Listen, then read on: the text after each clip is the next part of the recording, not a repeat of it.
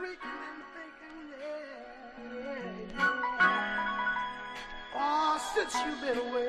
DJ Payne 1. Oh, come on. I don't think that I'm coming back.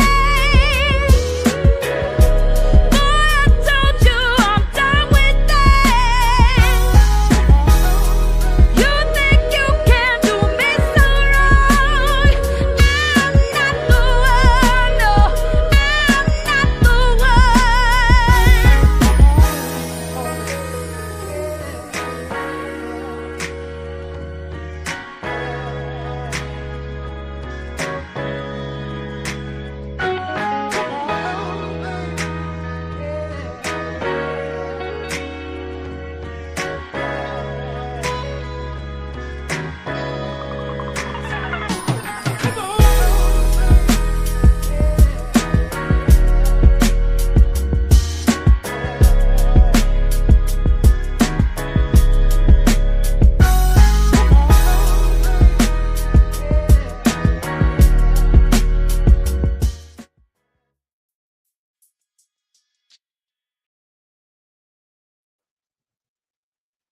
Hello, what's going on, everybody? Welcome to the CEO Sports Show and the mic drop here on Kretschman Media. I am joined by my co-host, Benjamin Garcia. How are you doing, my friend? Dude, what a freaking game we just watched. I have it's crazy, man. I love both guys a ton. I love watching Josh Allen play football. It is like I do a Cardinal Squad show with the Locked On Podcast Network, which whatever, some people might know, some people don't know. I wear a lot of different hats. And on the Cardinal Squad show, one of my co-hosts on the show is Josh Allen's former offensive lineman. His name's Jameel Douglas. And one of the things that makes him so special that has really just made my eyes pop out of my head was one time he goes, I can promise you, as I'm holding the clipboard on the sidelines, we have the earpiece in, we can hear everything that's going in and out. And he goes, every single play, they give Josh Allen the play, or they say OSP. So they'll throw out a whole line and be like, or OSP, which is just off script play. He's that good that the coach is just like, here's this spider XY banana 32 on hut, ready break, or do whatever the hell you want. And like, that's how good this guy is. But also like with Lamar Jackson, man, stop on a dime. Like my argument today was going to be Sean McDermott failed Josh Allen, and he still kind of did, but now it just turned on its head. The Ravens defense and John Harbaugh failed Lamar Jackson. So we can dive deeper into it, but I mean, dude, football's back, and these guys were both just absolutely electric today. And see, it's funny that you bring up the Sean McDermott thing. This is why I say the Bills need to move on from Sean McDermott, because they have that guy on their team. And I get it. You know, if you move on from a coach, you take a step back to take a few, to ultimately take a few steps forward. They can't waste any more time. I get it. They just won. They just beat the Ravens. I get it. But man, that is the best quarterback in football. I don't necessarily think it's close. I love really? I love Lamar. What we just saw, understand this. Lamar's team, far better than Josh Allen's team. When you look at the surrounding pieces around Lamar and Josh Allen, Lamar's team's way better. What Josh Allen did was one of the greatest carry jobs that we've seen over the past few years in this game. I mean, the Ravens are that good. Like, I honestly think if this Ravens team from this year, and by the way, I still think the Ravens are the best team in football, even though they lost this game. That's how good I think that team is. And that really just goes to show you what Josh Allen did tonight was that incredible, that spectacular, that he was able to beat who to me is the best team in football with a decent supporting cast. That's what Josh Allen does. He elevates his team more than any other team, more than any other quarterback in football. He's the best player in football. He's the best quarterback in football. And he showed it again tonight. Yeah, 100% the best player in football. Like Josh Palmer is a miscast wide receiver from the Los Angeles Chargers last year, who on a team that didn't have any wide receivers was like, yeah, we can let go of Josh Palmer, whatever. Elijah Moore has been miscast everywhere. Khalil Shakir is like a poor man's Cooper Kupp. He is really good in the zones, finds the soft spots, really sure hands. I really like Khalil Shakir. I'm not trying to, demean him by saying He's a nice player. Poor man's Cooper Not Kupp. a great He's player. a good player. No, he's a good player. Exactly. That's why I have to say poor man's. Keon Coleman, a little bit of a breakout tonight. He looked really good, but come on, man. We're talking about they go backfield by committee. Even Ty Johnson had a couple of rushing attacks in this game, but it's James Cook. James Cook is legitimately a top 6 running back. Yeah, he's really outside of that, what do they have? And that's not enough, especially in a league where you better have a top 6 running back because you have another really good running back in the backfield who just also happens to play quarterback as well. So he better be good. But you're right, man. I would, because they played head to head and the Bills won. I'll call the Bills the best team in football because damn, dude, do they just have a right hook that it is really hard to get up from. But this is a Ravens team where, call what it is, man. They let it slip away. And now all year, this is going to determine, because I think after the first week, and we could talk about this later in the show, how good are the Chiefs actually? They're probably not going to be the 1 seed this year. It's going to be between these two teams. As long as the Bills take care of business in their division and take care of business in the games that they're supposed to win, this was for the 1 seed tonight. They're going to have home field advantage throughout Orchard Park, throughout the entirety of the regular season. Throughout the entirety of the postseason, if, of course, everyone stays mostly healthy. And to come back like that, man, I know it was at home, but there's a lot of Ravens fans there. Just look impressive. For perspective, Lamar Jackson, 14 for 19, 209 yards, 2 touchdowns, 11 yards per attempt. He had an 144 passer rating. Their rushing attack, right? Derrick Henry, 18 carries, 169 yards, 9.4 yards per attempt. Do people understand that's really good for quarterbacks throwing the ball, let alone a running back running the ball? Lamar Jackson, 6 carries for 70 yards, 11.7 yards per attempt. They averaged 8.2 yards per attempt on the ground.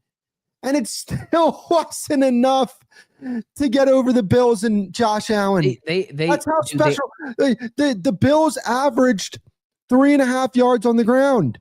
They had 108 yards on the ground. How, if you're the Ravens, do you have you have 432 total yards, 194 passing yards, which was fine because the rushing was so good, over double what the Bills had rushing the football, and you averaged 8.6 yards per play. They almost averaged a first down every time they just snapped the ball, much less just running the ball. The second they snap it, they're getting 8 yards. That's what that's saying. It is I know Lamar didn't have to do a ton tonight, but for the first time in his career, I felt like he didn't have to do a ton because we'll get into this argument in a second, how much pressure is on Lamar to actually win the big game. But this is the best team he's ever had.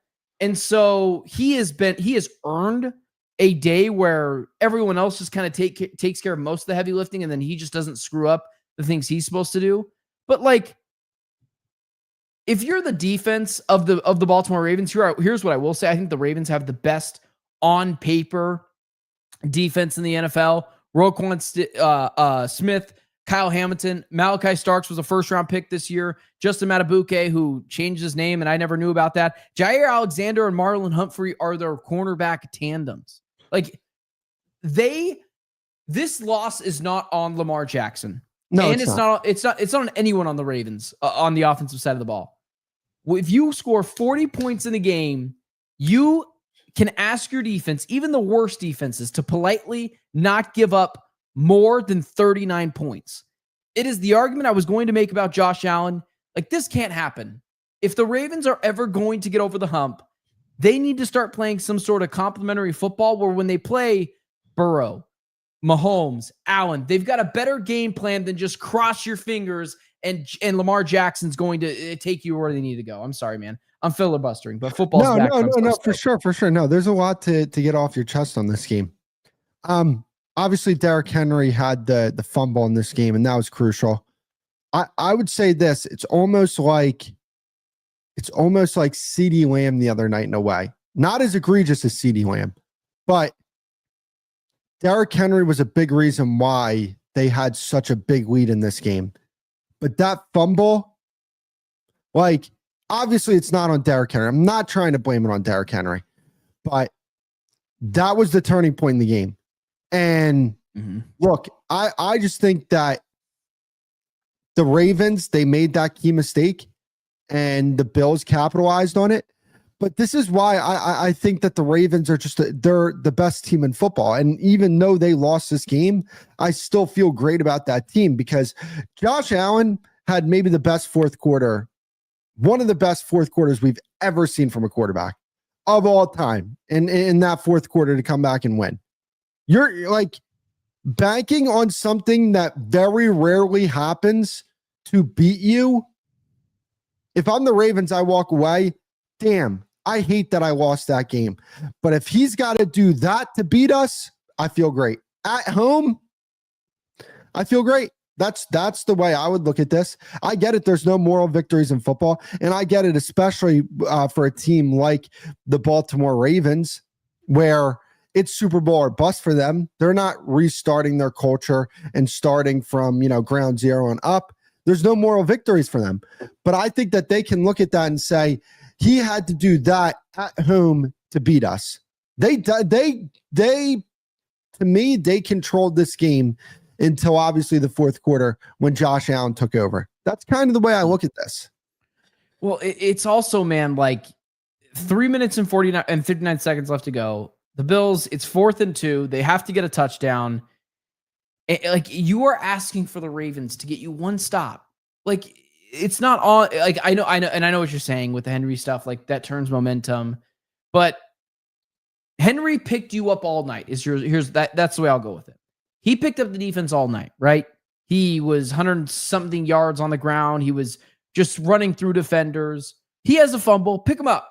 Like, let's get one stop. And the fact that they allowed this team to continue to crawl back and back into it. Here's another thing. I sent this in the group chat with Kretschman Media with all of this in there. And I said immediately, because I wanted my take in there, go for it. You want to know why I said go for it on 4th and 2, that last Ravens possession on your own side of the field, that if you don't get it, you're probably losing the game? I answered that question. Let me guess where you're going with this. Because they averaged 8.2 yards per play. That's why. That leads into my reason, because there are two quarterbacks who have earned the right to make you think twice about punting a ball that you otherwise would always normally punt. Like I'll put it like this. The Cardinals today, who my team, that's who I root for, kicked the ball back to Spencer Rattler with 1:50, and Spencer Rattler had a chance to go down the field, or like 1:20 to go down the field, go 60 yards and win the game. They had to get a touchdown to score. The reason why the Cardinals kicked that ball is because it's Spencer freaking Rattler. You always kick the ball to Spencer Rattler and say, beat us, man. Like, you beat us. You haven't done it all day. We're going to have you beat us. And, he actually almost did today, but he didn't. And with Patrick Mahomes, and Josh Allen, if you give them the ball, it's like Brock Purdy, them kicking the field goal in the Super Bowl in Vegas 2 years ago, and you were giving it back to Mahomes knowing in overtime they were going to win. So you have to make an irrational decision. Just go for the touchdown to keep Mahomes off the field. You always go for it because you are asking, you're up by 2 points. You're giving the ball to Allen and Mahomes. You lost. You lost. And that's what happened tonight. You could not give the ball back to 1A or 1B. I'm not interested in the rankings right now for argument's sakes. And you're asking them, here's the ball. You actually only need a field goal too. Here you go. Here, come beat us. Like, that's what you're doing. You have to think a little bit more out of the box. And even like Lamar or maybe Burrow, I think differently, but go for it. Because if you don't, guess what? You were going to lose anyways. I have to add this, right? Like, in that situation, you have to ask yourself, what does the defense not want us to do? Let's go do it. Are you trying to tell me that the Bills wanted that team back on the field? Do you think the Bills wanted to deal with that offense in a 4th and 2, Lamar Jackson and Derrick Henry, like oh my, two of the most dangerous people with the ball in their hand. Do you think they wanted to deal with that? No, absolutely not. You're 100% correct when you say that. I don't care where they're at. They could be on the 10-yard line. If it's a 4th you're and 2. losing. You lost. Because I am going to trust Lamar and Derrick Henry in the backfield. I'll run a read option. There's no bad option there. Do something along those lines, right? Like it's just sorry. You got to put. Yeah, I'm trusting the ball in either Lamar or Derrick Henry's hands way more than I would trust that Ravens defense. I 100% agree with you. It doesn't. You would think teams have learned by now. Like, this isn't, like, to just stick on the Saints point, this isn't Kellen Moore, right? This isn't a first-time head coach who, like, with the Cowboys is kind of with the Chargers, kind of Eagles, found lightning in a bottle, became a head coach. Like, we're still, jury's out on him. It's not like he made the mistake, right? John Harbaugh plays in this conference. Like, he knows these guys. And so that's what I mean by when I say so much of this falls on the coaching staff and the defense, because you just watched Josh Allen carve up your defense for a touchdown literally a minute ago and all game before that. And now you're saying now they're going to stop him in a must-win scenario when the game gets tight and Buffalo is rocking and Mr. Brightside is playing and, you know, it's their final home opener in that stadium at Orchard Park. What are you doing? Like, and this is the same thing. Like, I wouldn't kill you. I'd be like, yeah, I'd go for it too. I'm not giving the ball back to Allen or Mahomes. And I wish I would have said this, but you're absolutely right. In that moment, what do you think the Bills wanted you to do? They couldn't stop Derrick Henry all night. You were averaging, like you said, 8 yards a pop on in terms of plays. Like, you don't think Sean McDermott, who is going to get absolutely cooked by me if they lost this game, was it sweating bullets over there? Like, because immediately I was like, yep, go for it. Go for it. Got to go for this. Like, it's Mahomes, it's Allen. They're going to go score. And not only that, he only needed a field goal with a kicker in Matt Prater, who I know is old, but no one has more 50-yard plus kicks made in their career than Matt Prater. So, like, I know he's old, but he's been there before. It just was. You want to know what this was, Ben? This is probably just the non-coaches in us that saw what was going on there and made a certain decision. I don't know if you know what I did there. It's the non-coaches in us that didn't. Oh God, that didn't see what was going on there. I was sorry. I was checking down at a statistic. We'll touch on that after the recap because I got some things to say about that. We'll do. Go for it. Sorry. See, final thoughts on this game because I want to get to the other games. Yeah, let's move. The final thought of this game is like, hold up. Was that you? Sorry. Yeah. My thing is, if they play this game 10 times, I think the Ravens win 7 or 8 times. So if I'm a Ravens fan, it is really annoying that you lost this game. And maybe I'm just saying this as somebody who's not a Ravens fan. So like, I don't have the emotions attached to it. I'm just on the outside looking in.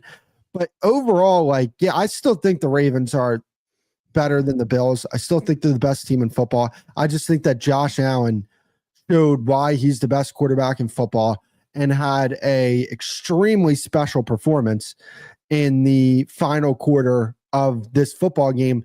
And the last thing I'll say about this game is, John Harbaugh, it's time, buddy. Yep. You're on the clock, my friend. Now, I'm not sure if he's on the clock, but he should be, because how many times are you just going to keep running this back? And I don't know. Maybe it's hard. To the point where people like losing money, people like losing games in the playoffs. That's just, I always find it interesting that guys like Sean McDermott and John Harbaugh and Mike Tomlin like never lose their job. I like Mike Tomlin and John Harbaugh a lot. And I think especially what they are, which are CEO head coaches, walk around guys, they're really good leaders. But it's not like if the Cardinals, no one hates my teams more than me.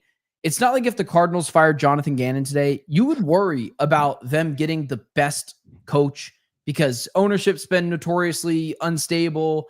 It's a bad organization to go to. You're not sure if they have the quarterback. You would have your pick of the litter if you are the Ravens head coaching opening. You wanted Ben Johnson last year, you would have got him. You wanted whoever it was before that, you would have got him. Just like how the Green Bay Packers got LaFleur that one year, you will always have your pick of the litter. So it's just interesting to me how these guys always get long leashes, because at some point you do have to win. And yes, 100% on the clock for sure.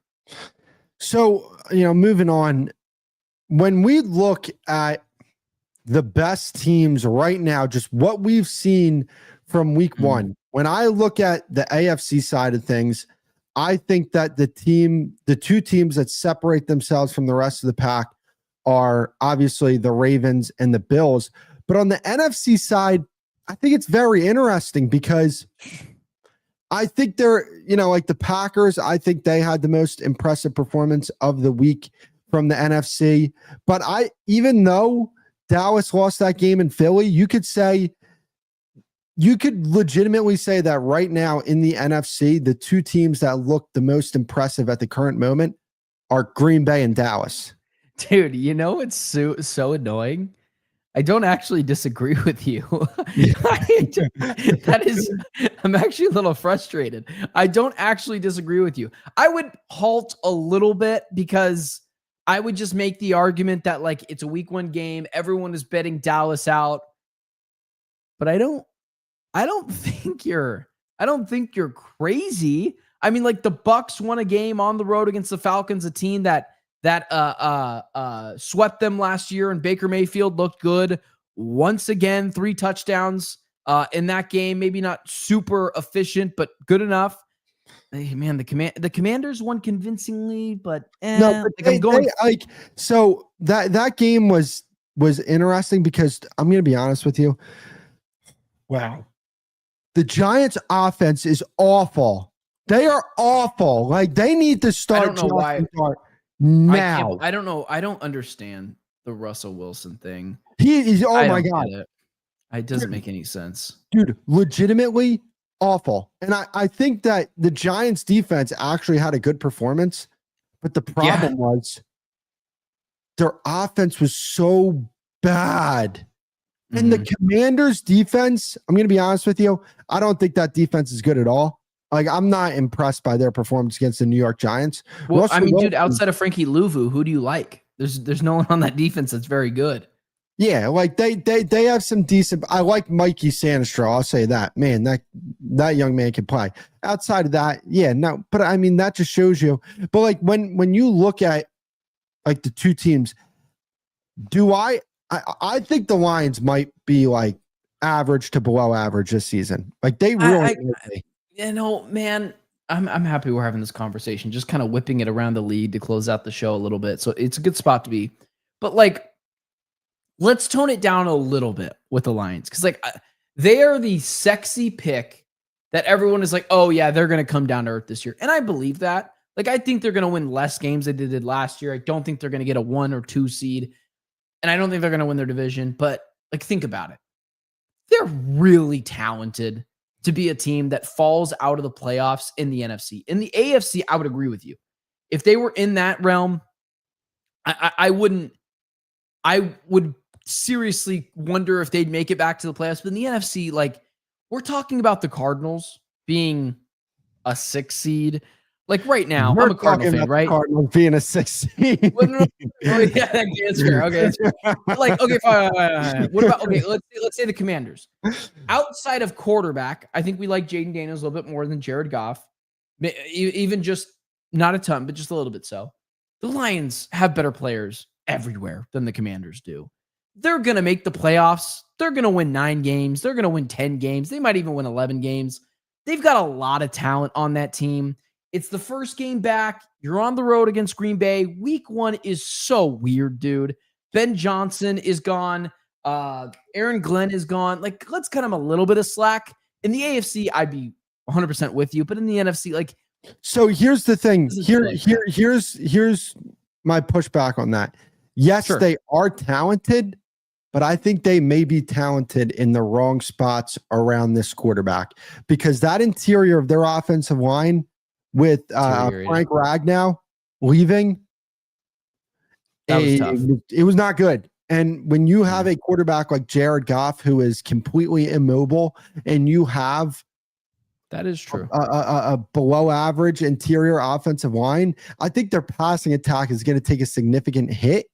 And because of how well that passing attack complemented the run game last year, I just think that the Lions, they're going towards, to me, like 9-10 win season.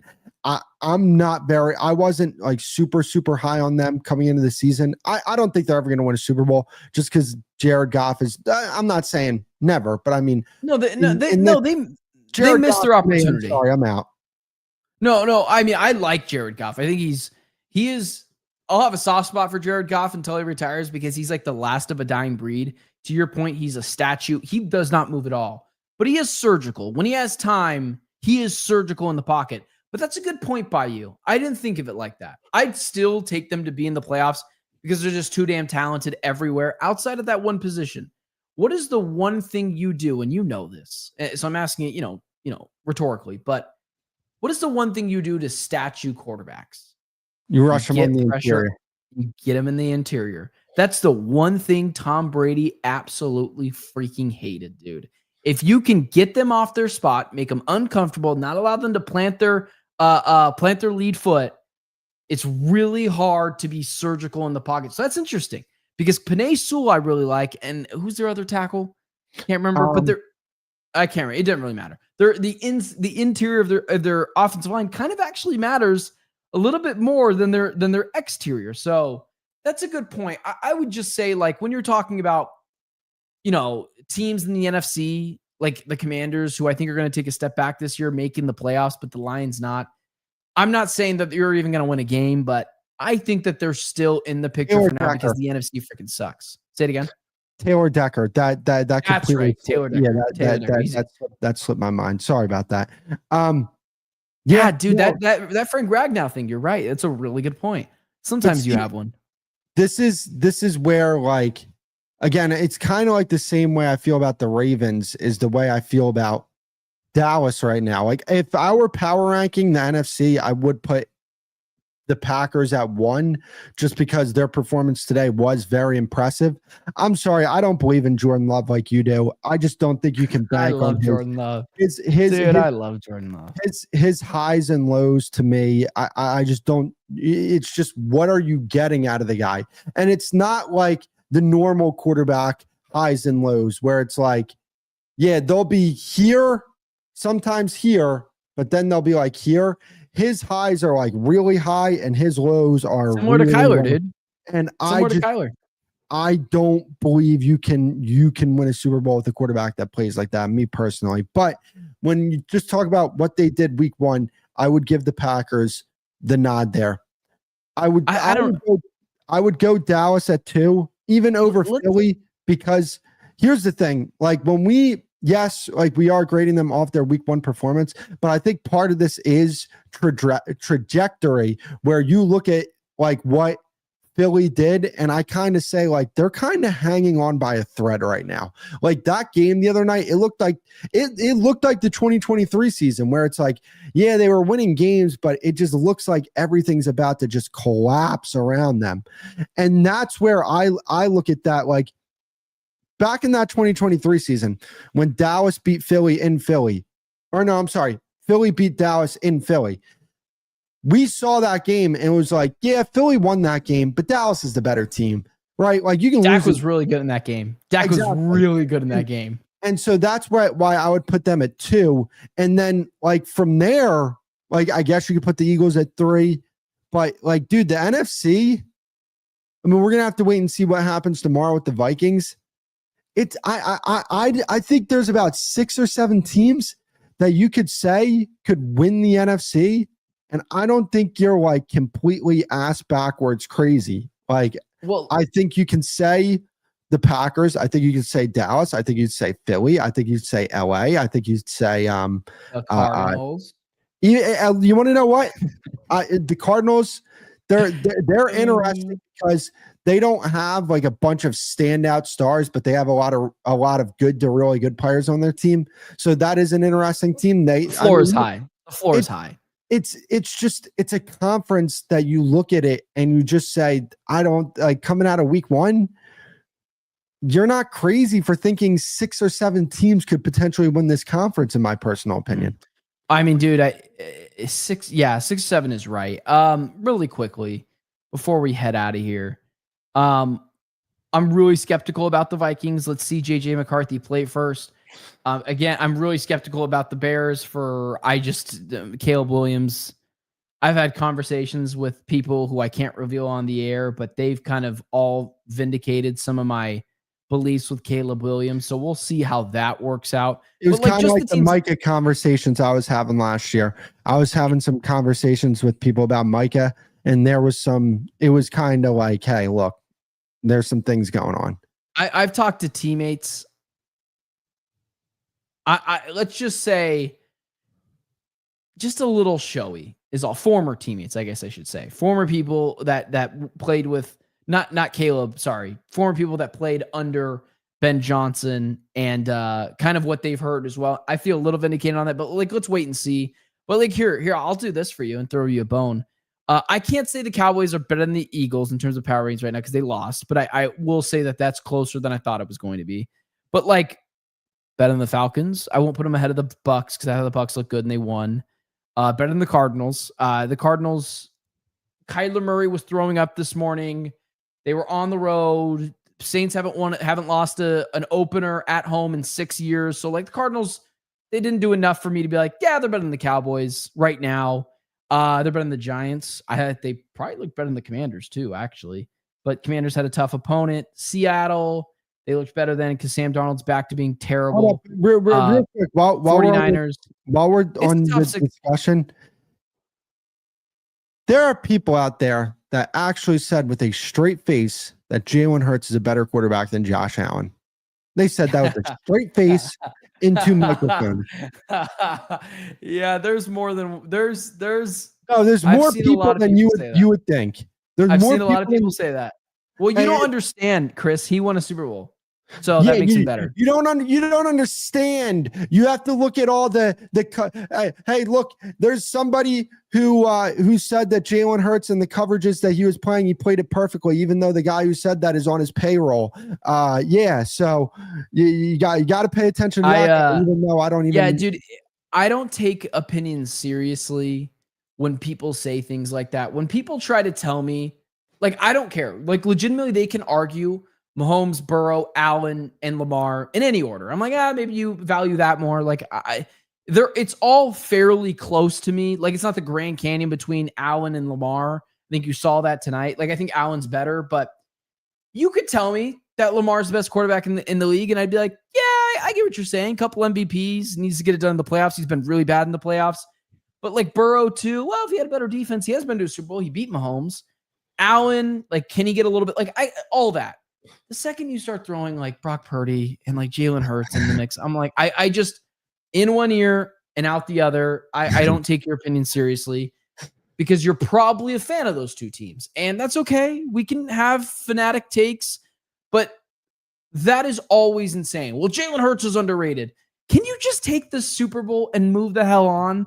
Like, I can't believe if the Cardinals win the Super Bowl, I would say Kyler's back in the top 10 conversation. You will never hear me say, even if he wins a Super Bowl, he'd have to win like 3 of them for me to be like in the top 4 conversation. I'd be like, hey, he's a fringe top 10 guy, which cool. And also I wouldn't care because we won a freaking Super Bowl. You can say whatever you want. You can say the city of freaking Glendale sucks. I'd be like, it's not the best Super Bowl though. Like, it's just crazy to me, man. It's just crazy to me how off your rocker people have to be about defending their guys. But anyways, so I do need to get the Ryan Clark thing off my chest because I have some words and I just want to let people know before we start this that my comments are not reflective of Ben's. This is solely my comments when I say this. What Ryan Clark said the other day on Get Up to Peter Schrager was absolutely despicable. It was demeaning. It was completely embarrassing. It was humiliating to the individual on the panel. Not only do you disrespect Peter Schrager. You disrespect Rich Eisen. You disrespect Mike Wilbon. You disrespect the late Stuart Scott. Guys who are, in your words, non-players. You disrespect somebody on that panel in Mike Greenberg, who is a non-player. You disrespect the people that you work with on other platforms when you say that's the non-player in you.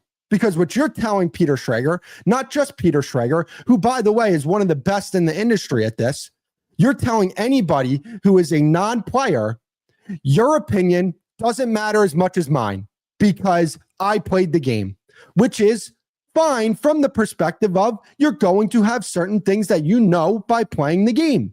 But understand this, Ryan Clark, the only reason you're sitting at that table is because you got to skip the line in front of people that are clearly more talented than you are in this industry because you played the game. So while you want to sit up there and condescend to people who didn't play the game, guess what? The only reason why you're at that table is because you played the game. Because when I look at Ryan Clark, I don't look at him as some expert analysis, but I'm not gonna go there with Ryan Clark. I respect what he does. I'm not a big fan of him, but I respect what he does. But when you start throwing around, your opinion doesn't matter as much as mine because you didn't play the game. That to me shows that whatever argument that you were making clearly was flawed. Whatever you were saying, you felt emotional towards Peter Schrager because he was probably making a good point, a point that goes against yours. And I want to call out the two people on that panel that did play in the NFL, both Teddy Bruschi and Dan Orlovsky. You guys sitting there and not saying anything, checking Ryan Clark and not isolating Ryan Clark for being as mean and as cruel as he was and as belittling as he was towards Peter Schrager. That to me shows the type of men that you are, that you're not going to stand up for your colleagues when somebody is clearly doing something that violates not just them as a person, but them and in what they do as what they do for work, what they do for their passion, how much time and effort they put into this.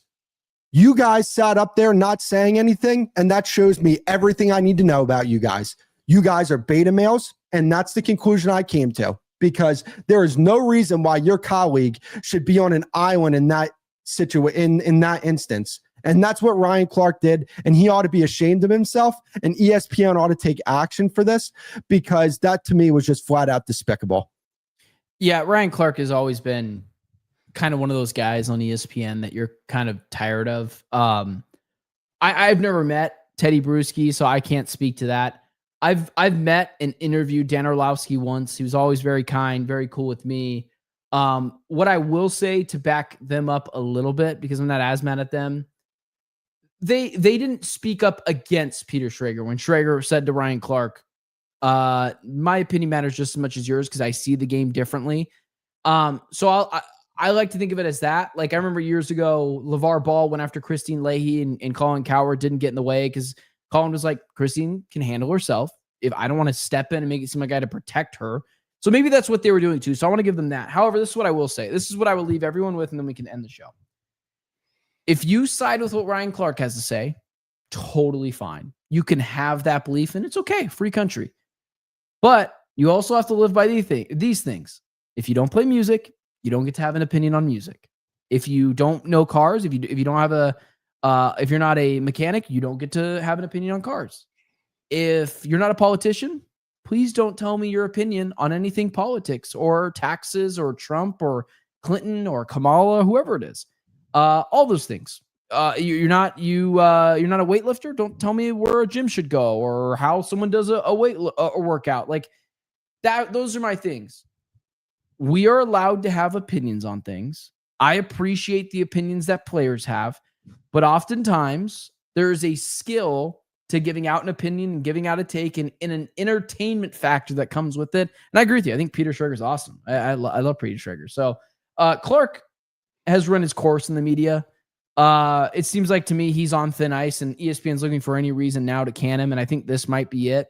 But yeah, man, it's stupid. I don't people tell me that all the time. Like, your opinion doesn't matter. I'm like, okay, then don't tell me about opinions on vaccines if you're not a doctor. Don't tell me about opinions on politicians if you're not a politic, or if you're not a politician yourself or whatever. Like, you can't just say it's about sports. It's clearly about everything. And to be fair, sports is the thing that literally means the least out of all those things. Everyone is allowed to have an opinion on it. Just because I have a microphone doesn't mean mine is more important than yours, or because you played the game that mine's not as important. I appreciate the perspective, but using that as a crutch tells me you lost the argument. Anyways. And what that says to me is that because he'll disagree with Marcus Spears, he'll disagree with Dan Orlovsky, and he won't use that because he can't use that, right? He felt like he was so high up on his horse that how dare Peter Schrager disagree with me? And not only how dare he disagree with me, I'm going to let the audience know that his opinion doesn't matter as much as mine because I played the sport and he didn't. Ryan Clark, to me, you're absolutely right. He needs to, they need to let him go. He doesn't deserve to be on that desk. There's plenty of guys. He's always beefing with someone. It's like, God, dude, shut up. Yeah, that's my thing. And this is what I also found to be equally as egregious is that he was live tweeting the Chargers Chiefs game. That was funny. And I mean, as funny as it is, funny as you're an idiot. Like, what are you doing? Time and place matter. Exactly. But I don't think he wrote that apology. I think it was ESPN's PR team that wrote that and said, Probably. Hey, copy and paste this, put this on your X. And it just shows how disingenuous the guy is. It's like, dude, why does it always feel like you're always apologizing for something at some point? And I don't want to get too far into, just human psychology or whatever it may be. I get it. People have certain issues when it comes to this, right? But if you're having problems internally, I'm here to help you, but they're not my problem. And this is what I mean by that. Just because you're having problems internally doesn't mean that you need to say mean things to me and then use the excuse that you're dealing with problems. Okay, well, because you're dealing with problems and you felt the need to say something mean to me and tell me how you really feel about me, now I feel a certain way about myself. That's what I mean by that. And Ryan Clark, to me, is a guy who I think, I'm not going to go too far there, but I think he's got some things that he's dealing with, and he gets off on that path where he says things, and he says things that makes somebody know, hey, this is how he feels about me. And then after he apologizes, at some point, your apologies, they're not necessarily appreciated because what came before them didn't need to happen, and they happen time and time again. So at some point, it's not an apology, it's a decision, and understand that your decision has consequences. But that's where we'll leave this. Thank you guys for tuning in. I appreciate you guys for tuning in to the Mic Drop CEO show. Crossover. Yeah, for sure, man. And we started this on September 7th. It is now September 8th Eastern Standard Time. I'll be live Tuesday morning and Thursday night after Thursday Night Football. With or without Kris. With or without Kris on Thursday Night Football. But I will be here after Thursday Night Football. Bro, I had to close my eyes for a few minutes during the game. And I was about to text you yo, Ben, you got this. And then the Bills scored.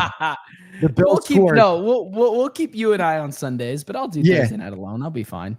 The Bills scored, and I was like, okay, you got my attention now.